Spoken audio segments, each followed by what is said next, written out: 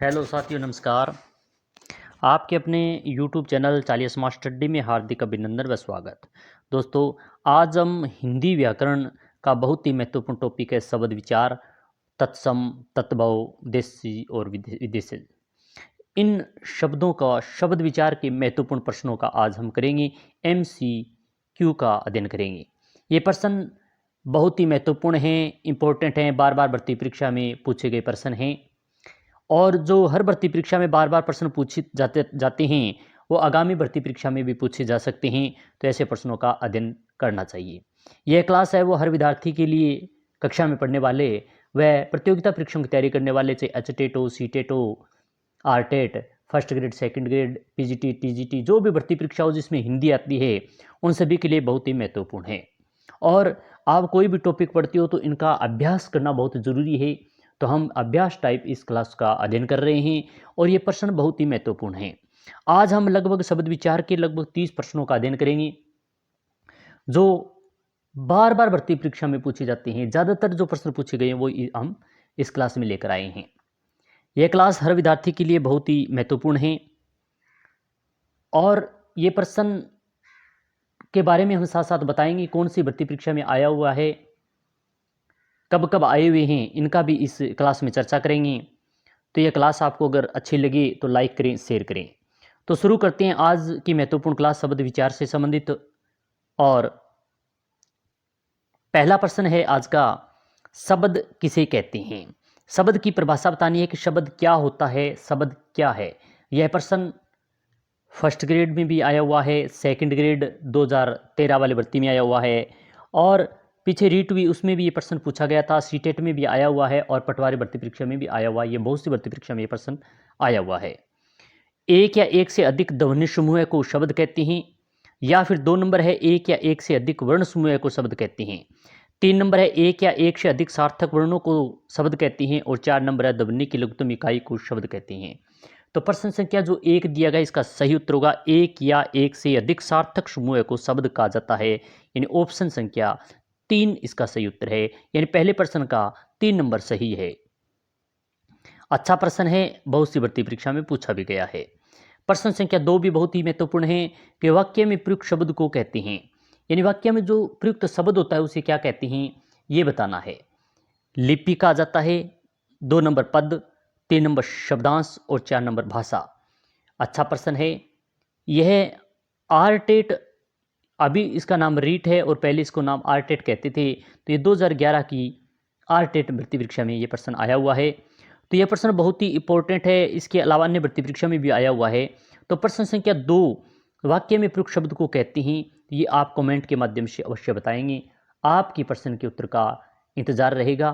प्रश्न संख्या यानी 2 नंबर लिखकर आप एक सही है या 2 सही है या 3, यानी 2 के साथ में 1 या 2 कुछ भी लिखें, जो सही उत्तर है उसको लिखें, जिससे हमें पता चले कि आपका उत्तर क्या है। तो आप अच्छी तरीके से इस प्रश्न का अध्ययन कर कर कमेंट के माध्यम से इसका उत्तर बताएंगे और आपके कमेंट का इंतजार रहेगा। तो आगे देखते हैं प्रश्न संख्या 3। अच्छा प्रश्न है।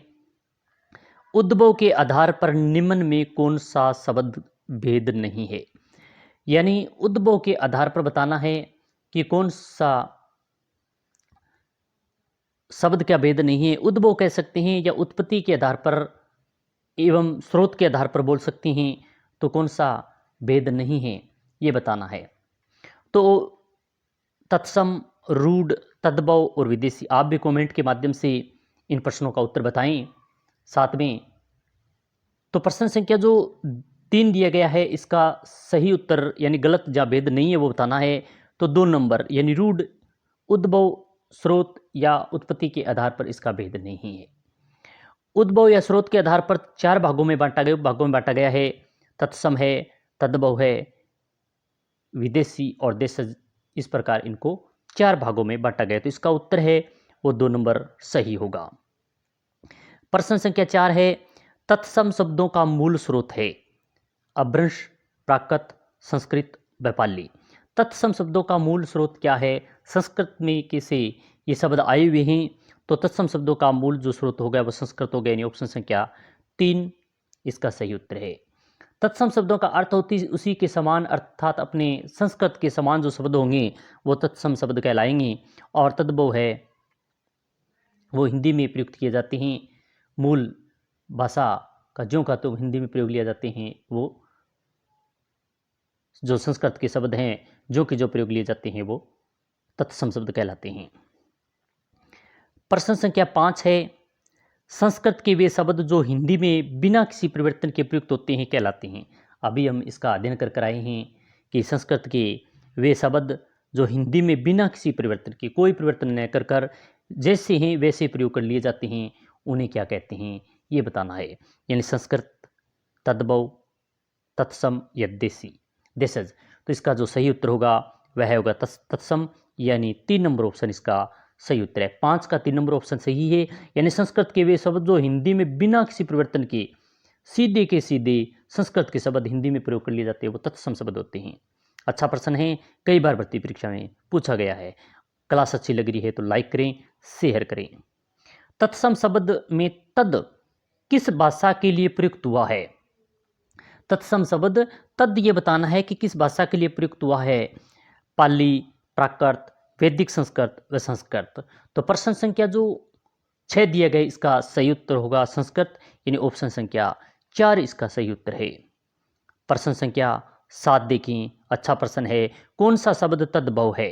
व्याकरण, स्त्री, गौतम, हाथी। तो प्रश्न संख्या 7 अच्छा प्रश्न है, बहुत ही महत्वपूर्ण है। जो शब्द तद्भव है वो बताना है कौन सा है। तो तद्भव शब्द हाथी है, यानी ऑप्शन संख्या 4 है। बाकी व्याकरण, स्त्री और गौतम ये सभी तत्सम शब्द हैं, तद्भव नहीं हैं। प्रश्न संख्या 8 बहुत ही महत्वपूर्ण, वे शब्द जो किसी संस्कृत या प्राकृत मूल से निकले हुए नहीं जान पड़ते और जिनकी व्युत्पत्ति का पता नहीं लगता कहलाते हैं। यानी वे शब्द होते हैं जो संस्कृत या प्राकृत मूल से निकले हुए नहीं जाने पड़ते, जान तो नहीं पड़ते मगर उत्पत्ति से पता चलता है, तो वे क्या कहलाते हैं? तत्सम, व्यंजन, देशज और खड़ी बोली। तो क्या जो 8 दिया गया इसका सही उत्तर होगा देशज, यानी ऑप्शन संख्या 3 इसका सही उत्तर है। प्रश्न संख्या 9, निम्नलिखित में से देशज शब्द हैं, यानी देशज शब्द कौन सा है? कठपुतली, मेला, रेवड़, पोटली। तो प्रश्न संख्या 9 बहुत ही अच्छा प्रश्न है, इंपॉर्टेंट है और सेकंड ग्रेड भर्ती परीक्षा में 2017 में पूछा भी गया है। तो इसका सही उत्तर होगा रेवड़, ये देशज शब्द है, यानी ऑप्शन संख्या 3 इसका सही उत्तर है। 9 का 3 उत्तर सही होगा। प्रश्न संख्या 10 है, किस क्रम में देशज शब्द हैं? तमन्ना, भादु, अग्नि, अक्षी। तो देशज शब्द बताना है कौन सा है। तो इसका सही उत्तर होगा भोंदू, यानी ऑप्शन संख्या 2 इसका सही उत्तर है। प्रश्न संख्या 10 का 2 ऑप्शन सही होगा। प्रश्न संख्या 11 है, निम्नलिखित में से देशज शब्द है वतस, पछतावा, नारियल, रेवड़।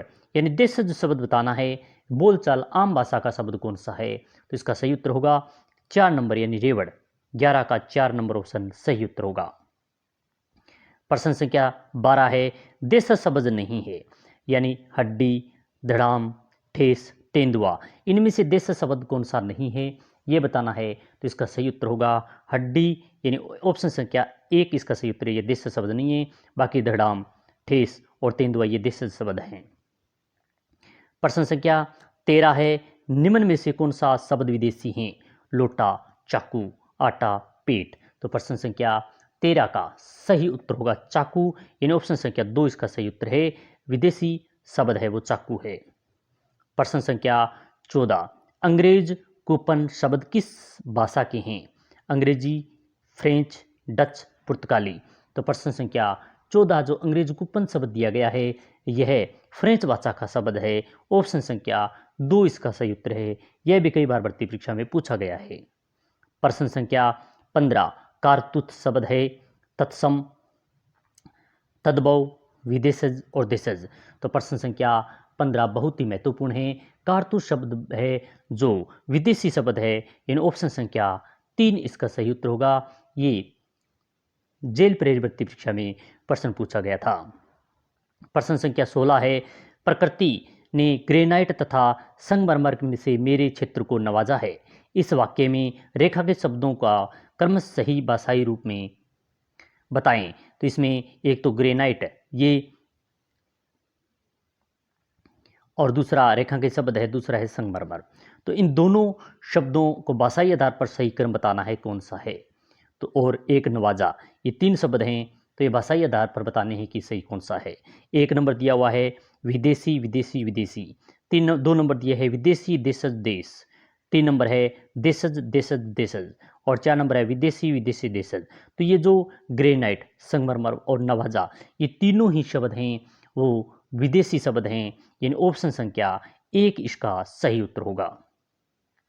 प्रश्न संख्या 17 है दीदार शब्द किस भाषा का है? अरबी, फारसी, हिंदी, तुर्की।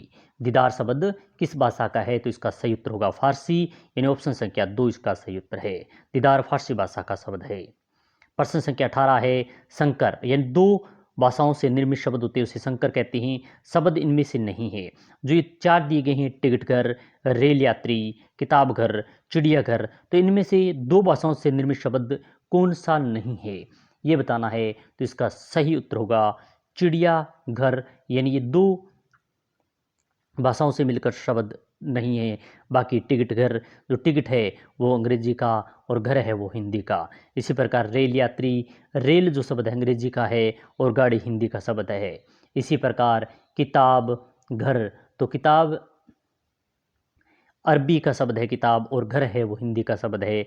मगर चिड़ियाघर है वो 2 भाषाओं से निर्मित नहीं है। तो 18 का 4 नंबर ऑप्शन सही उत्तर होगा। प्रश्न संख्या 19 है, अच्छा प्रश्न है, 2 भिन्न भाषाओं के मेल से बना शब्द कहलाता है? तद्भव, देशज, विदेशज, संकर। तो इसका जो सही उत्तर होगा वह होगा संकर, यानी ऑप्शन संख्या 4 इसका सही उत्तर है। यानी 2 भाषाओं से मेल से बना शब्द है वो संकर शब्द होता है। प्रश्न संख्या 20 देखें, महत्वपूर्ण है कि निम्न में रूढ़ शब्द कौन सा है? मलयज, जलज, पंकज और वैभव। तो प्रश्न संख्या 20 है, इसका रूढ़ शब्द कौन सा ये बताना है। तो रूढ़ वैभव है। ऑप्शन संख्या 4 जो दिया गया है वो रूढ़ शब्द है, बाकी रूढ़ शब्द नहीं है। प्रश्न संख्या 21 है कि 2 या 2 से अधिक शब्दों अथवा शब्दांशों के मेल से बने शब्द कहलाते हैं? यौगिक, योग रूढ़, रूढ़ और समानार्थक। तो प्रश्न संख्या जो 21 दिया गया है अच्छा प्रश्न है, और ये तृतीय श्रेणी शिक्षक भर्ती 2000 में पूछा भी गया है 2012 में। तो इसका सही उत्तर होगा यौगिक, यानी ऑप्शन संख्या 1 इसका सही उत्तर है। 2 या 2 से अधिक शब्दों अथवा शब्दांशों को मेल से बनने वाले शब्द है वो यौगिक होते हैं, यानी 1 नंबर ऑप्शन इसका सही उत्तर होगा। प्रश्न संख्या 22 है, शब्द प्रकृति की दृष्टि से असमिलित विकल्प को चुनिए। जोहरी, मुहैया, ये देश शब्द है क्या? 2 नंबर है मालवाहक, ज़्यादातर, संकर शब्द है क्या? 3 नंबर है गवैया, चकोर, तद्भव शब्द, और 4 नंबर है आद्रक और परीक्षा, ये तत्सम शब्द। तो प्रश्न संख्या जो 22 दिया गया है, जो असम्मिलित यानी गलत दिया गया है, तो वह है जोहरी और मुहैया देश शब्द नहीं है, यानी ऑप्शन संख्या 1 इसमें असम्मिलित दिया गया है। प्रश्न संख्या 23 है, निम्न में विदेशी शब्द कौन सा है? बहादुर, सूत्र, जूता, नकुल। तो प्रश्न संख्या जो 23 दिया गया इसका सही उत्तर होगा बहादुर, यानी ऑप्शन संख्या 1 इसका सही उत्तर है। प्रश्न संख्या 24, निम्न में से यौगिक शब्द है? कलश, कमरा, चतुर, रेखांकित। तो प्रश्न संख्या 24 का सही उत्तर होगा रेखांकित, यानी ऑप्शन संख्या 4 इसका सही उत्तर है। प्रश्न संख्या 25 है, ताम्र का तद्भव क्या है? चांदी, सोना, तांबा, पीतल। तो प्रश्न संख्या 25 का सही उत्तर होगा तांबा, यानी ऑप्शन संख्या 3 सही उत्तर है। ताम्र का तद्भव क्या है? तांबा, यानी ताम्र ये तत्सम है और तांबा तद्भव रूप है। प्रश्न संख्या 26, नीम का तत्सम रूप है। नीम का तत्सम रूप क्या होगा? निम्बक, नींब, निम्बिका और निम्ब। तो प्रश्न संख्या 26 बहुत ही महत्वपूर्ण पटवार भर्ती परीक्षा 2016 में ये पूछा गया है। तो इसका सही उत्तर होगा नींब, यानी ऑप्शन संख्या 2 इसका सही उत्तर है। प्रश्न संख्या 27 देखें, कसौटी का शब्द है? देशज, तत्सम, विदेशी, तद्भव। तो प्रश्न संख्या 27 का सही उत्तर होगा तद्भव, यानी ऑप्शन संख्या 4 इसका सही उत्तर है। कसौटी शब्द तद्भव शब्द है। प्रश्न संख्या 28 है, किस विकल्प के में सभी शब्द विदेशी मूल के हैं? यानी विदेशी मूल के शब्द कौन से हैं ये बताना है। मसाला, नमक, दूसरा है आज या चेहरा, 3 नंबर है कबूतर आसरा, 4 नंबर लालच व कमरा। तो प्रश्न संख्या 28 का सही उत्तर होगा मसाला व नमक, यानी ऑप्शन संख्या 1 इसका सही उत्तर है। प्रश्न संख्या 29 है, किस क्रम में तत्सम शब्द नहीं है? यानी तत्सम शब्द किस में नहीं है ये बताना है। घोटक, उष्टर, मच्छिका और छत्री। तो प्रश्न संख्या 29 का सही उत्तर होगा छत्री, इन ऑप्शन संख्या 4 इसका सही उत्तर है। ये तत्सम शब्द नहीं है। घुटक, उष्ट और मच्छिका ये तीनों ही तत्सम शब्द है, मगर छत्री तत्सम शब्द नहीं है। प्रश्न संख्या 30, आज का महत्वपूर्ण अंतिम प्रश्न, निम्नलिखित में से कौन सा तत्सम है? पत्थर, पृष्ठ, भगत और भीत। तो प्रश्न संख्या 30 का सही उत्तर होगा पृष्ठ, यानी ऑप्शन संख्या 2 इसका सही उत्तर है। यानी 30 का तत्सम शब्द है वो पृष्ठ है। तो आज हमने बहुत ही महत्वपूर्ण शब्द विचार, तत्सम, तद्भव, देशज और विदेश से संबंधित प्रश्नों का अध्ययन किया। ये सभी बार बार भर्ती परीक्षा में पूछे गए प्रश्न हैं, आगामी भर्ती परीक्षा में आ सकते हैं। आशा करते हैं कि आपको क्लास बहुत अच्छी लगी होगी। अच्छी लगी तो लाइक और शेयर करना न भूलें। इसी प्रकार की फिर महत्वपूर्ण क्लास के साथ फिर मिलेंगे। जय हिंद, जय भारत।